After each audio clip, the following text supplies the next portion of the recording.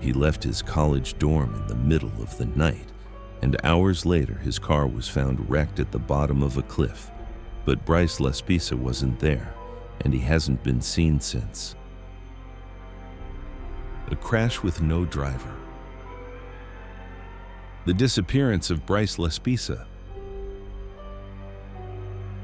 Dark desert roads, a silent night stretching across California, a pair of headlights moving with no clear destination. Some disappearances begin long before someone goes missing. They begin the moment a person starts drifting away from who they used to be.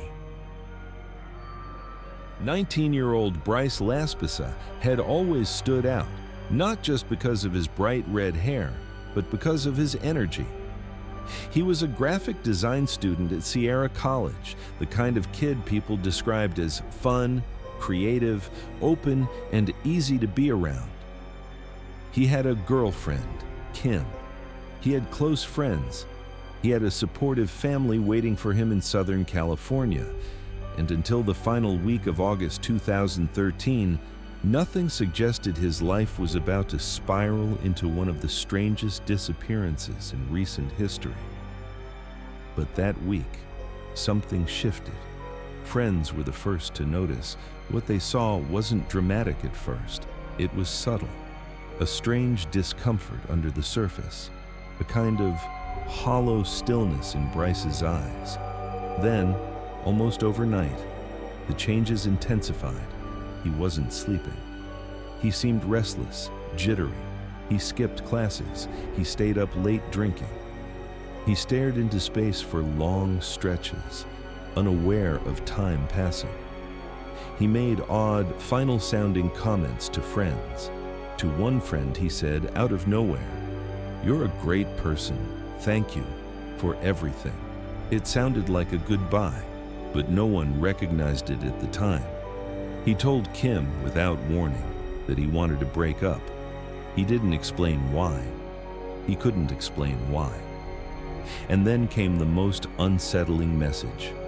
A text to a close friend saying, "There's something I need to tell you, but I have to say it in person."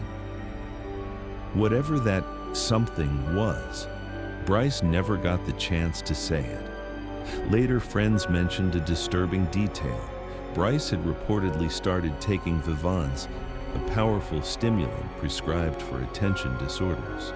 Combined with heavy drinking, Vivance can create paranoia, impulsive behavior, emotional instability, and long periods of wakefulness. It was a dangerous combination for a young man already teetering on the edge. In those final days, the look in Bryce's eyes changed.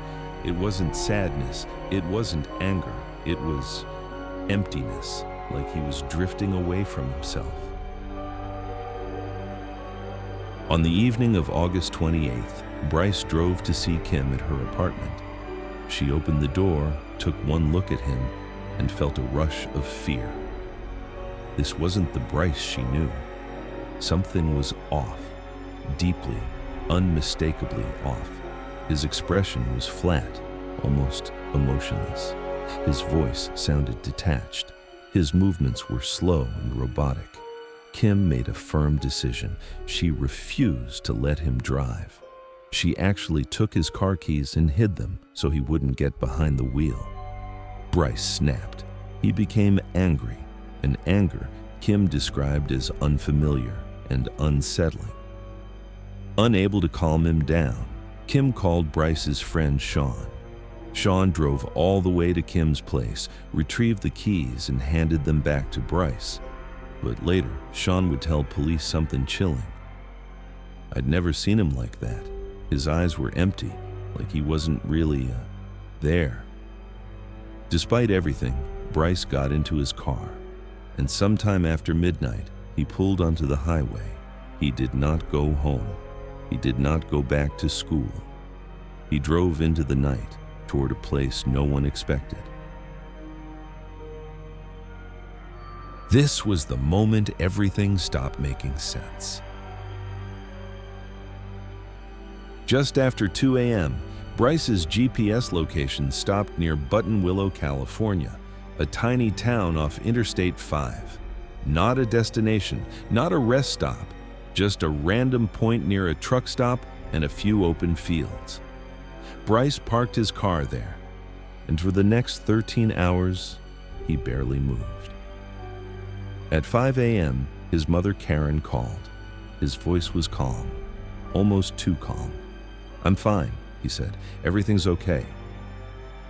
But nothing was okay. When Bryce failed to make progress on the road, his parents grew anxious. They contacted a roadside assistance company operating in the area and asked them to check on him. A man named Christian was dispatched. He found Bryce sitting in his parked SUV. Christian spoke with him for several minutes. Bryce was polite, coherent, calm, almost suspiciously normal. Christian thought maybe Bryce had just been tired or upset. He helped him fill his tank with gas. Then he watched Bryce pull away, heading back toward the interstate. Everything seemed fine, but hours later, Bryce's GPS still hadn't moved far. In fact, he was still in the same general area. His parents called Christian again. He returned and found Bryce in nearly the exact same spot. How long had he been sitting there? What was he doing? What was he thinking? Bryce never said. He simply smiled, told Christian he was heading home, and pulled back onto the highway. This time, Christian called Bryce's mother personally. "I talked to him. He seems okay. He's on his way." But Bryce wasn't on his way home at all. Late that night, nearly 20 hours after Bryce first left school, he finally called home again. It was 11 p.m. His voice was steady. "I'm on my way home," he said. But Bryce's GPS data told a completely different story. Instead of making progress toward Southern California, Bryce drove a short distance, stopped for long stretches, turned onto strange side roads, looped back on himself, repeated this pattern for hours. He was moving, but not toward anything. It was as if he couldn't decide where to go, or didn't want to arrive. Just before midnight, his GPS showed one last movement, a short stretch of road, then nothing. This would be the final confirmed location of Bryce Laspisa. At dawn, around 4:30 a.m., a passing worker noticed a wrecked vehicle at the bottom of a steep embankment near Castaic Lake. It was Bryce's Toyota Highlander. Investigators pieced together the scene. The SUV had been driven deliberately down the steep slope. The car gained speed before impact. Airbags deployed, windows shattered, the back window smashed outward, but the driver's seat was empty. No blood, no signs of severe injury, no immediate tracks indicating a crawl or fall. Bryce's wallet, phone, laptop, and clothes were still inside the car. This wasn't an accident, not a typical crash. Someone, most likely Bryce, had accelerated down the hill intentionally, but when he got out, he simply vanished. The search began within hours. K-9 units followed Bryce's scent close to the crash site, but only for a short distance before the trail abruptly disappeared. Helicopters scanned the area from above. Drones mapped the terrain. Dive teams searched the entire lake. Thermal imaging cameras scanned the mountainsides in the dark. Volunteers began flooding in, more than 300 people joining the effort. They walked through ravines, brush fields, shallow water, drainage tunnels. Nothing, no clothing, no backpack, no wallet discarded, no footprints leading into the hills, nothing that suggested injury, nothing that suggested foul play, nothing that suggested Bryce had died, just absence. The kind of absence that haunts people. With no body found, No evidence recovered and no confirmed sightings. Investigators and the public have been divided for years over what truly happened to Bryce. One possibility is disorientation or amnesia after the crash, a severe emotional crisis, shock, or even a head injury that left no visible blood. People in dissociative states can walk for miles without realizing who they are. Some disappear for days, weeks, even years. Bryce's parents believe this is the most likely explanation. His mother once said, "I believe he was alive after the crash. Something happened after he walked away." Another theory is that Bryce chose to disappear.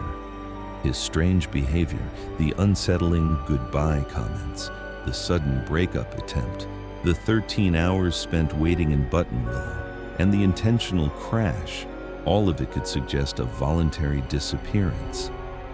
But if that was his plan, why leave everything behind? And why has there never been a single confirmed sighting in over a decade? A third theory involves a substance-induced crisis.